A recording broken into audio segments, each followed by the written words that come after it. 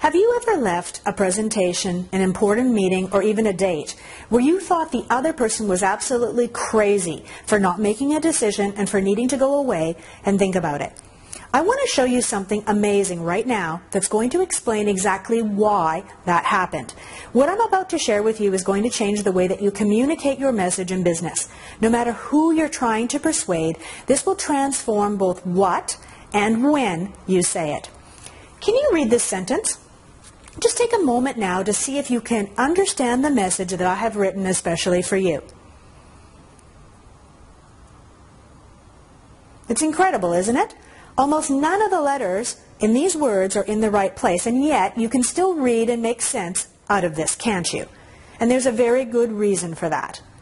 If you recall, I've mentioned before that your brain is energy hungry. It's constantly looking for any opportunity to conserve and rest. When it can, it powers itself down in the same way your computer does when switching to screensaver mode. Michael Blanchett was so interested in this phenomenon that he undertook to measure the attention and retention capacity of the human mind. His research proved that your brain is actually very selective when it comes to recalling and retaining what it has heard. Since the old brain, the decision-making part of your brain, is primarily concerned with your physical survival, it will operate at near maximum alertness at the beginning and at the end of every task and interaction throughout your day.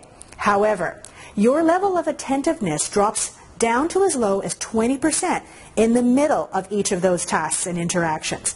So what this means is that once your old brain has scanned the environment and determined that it's safe for you to be where you're at, it shuts down and takes a break. And as a result, you'll find that you tend to remember the first and the last of most things, putting out of your mind nearly everything else in between.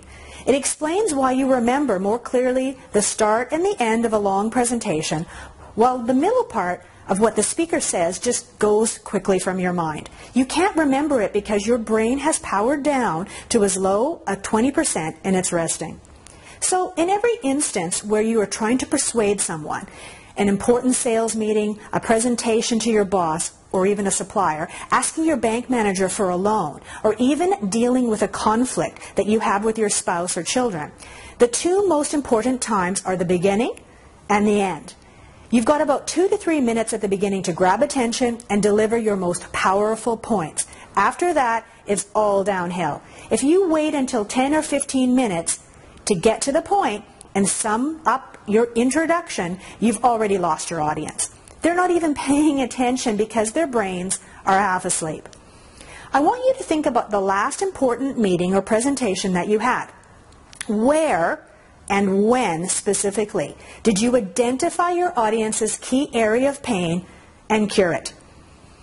And if you didn't get to it in the first 3 minutes, is it any wonder that they didn't say yes and that they needed to think about it? You may have accidentally delivered your most powerful stuff when they were half asleep. No wonder they couldn't decide. They probably couldn't remember clearly what you said or why it was even important. And this principle can help us to unravel and shed some light on why you could read that sentence, even though only the first and the last letters of each were in the right place. Your brain is incredibly powerful and efficient. It's constantly scanning your environment and paying particular attention to the first and the last of everything that you encounter.